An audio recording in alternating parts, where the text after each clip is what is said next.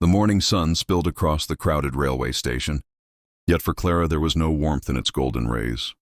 Her body was frail, her spirit battered, and every step felt like a war she was destined to lose. She had packed her life into a single small suitcase, clutched tightly in hands that trembled with weakness, and as she moved among the bustling crowd, she felt like an invisible soul drifting through a world too fast to notice her existence. Commuters rushed to their trains. Voices rose and fell, laughter echoed, but not one person glanced her way long enough to see the truth. She was collapsing inside. Clara's battle had been long. Illness, heartbreak, betrayal, and nights of loneliness that whispered she had been forgotten by everyone who once promised to care. Her destination was supposed to be her escape, a fresh start waiting on the other side of a train ride. But as she reached the edge of the platform, her vision blurred, her knees gave out, and she crumbled to the cold floor, her suitcase slipping from her grasp. For a heartbeat that felt eternal, the world kept moving without her. Shoes tapped against the tiles. Announcements echoed through the speakers. Laughter rose somewhere in the distance, and no one paused. Not one person stopped. She wanted to cry out, not from the fall itself, but from the cruel truth that her life, her struggle, her presence, seemed invisible in the eyes of the world. But then, as despair threatened to drag her deeper, a shadow fell across her body, blocking out the harsh light above. Strong arms, steady and sure, lifted her as though she weighed nothing, and she found herself looking up into the face of a stranger who seemed wildly out of place in the station. He wasn't dressed in polished city attire, nor did he carry the hurried look of a commuter. He wore rugged denim, boots worn by miles of earth, and a wide-brimmed hat that carried the essence of a cowboy who belonged to open skies, not crowded platforms. His hands, calloused yet careful, held her like something precious, and his eyes, kind, steady, unshaken, met hers with a promise she didn't understand yet but felt deep within. "You're all right, ma'am. I've got you," he said, his voice steady, gentle, and firm all at once. In that instant, something shifted inside Clara.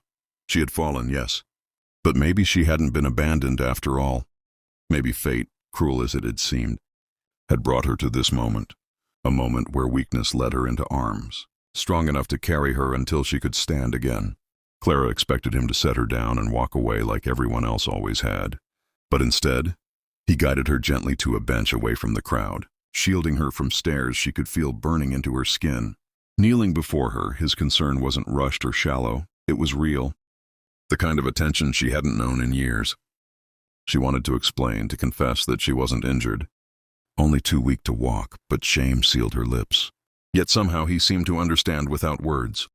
"Sometimes," he said quietly, adjusting his hat, "strength doesn't come from standing tall all the time. Sometimes it comes from letting someone hold you until you can stand again." Those words pierced through the armor she had built around her heart. For so long she had survived by carrying her pain alone. But in that moment she realized survival had turned into isolation, and isolation into despair. Tears welled in her eyes, unbidden and unstoppable, as she recognized the truth. This cowboy, a stranger, saw her, not her sickness, not her weakness, but her. The train she had been desperate to catch screeched into the station, its whistle echoing, and yet for the first time Clara didn't feel panicked about missing it. Perhaps her destiny wasn't written on a ticket after all. Perhaps the real journey was this one, the journey of finding hope in the arms of someone who cared enough to stop.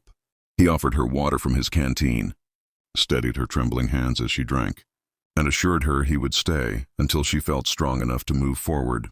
It wasn't just kindness, it was a promise that sometimes strangers can change the course of your life simply by refusing to let you fall alone.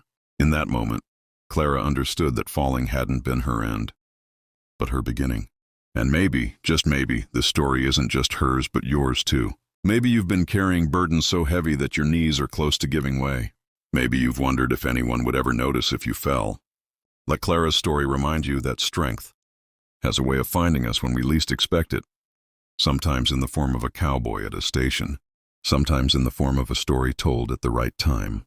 And if this story touched your heart, if it reminded you that hope still exists even in the weakest moments, then don't walk away. Subscribe to this channel because here, every story carries a spark of truth that might just be the light you need on your darkest day.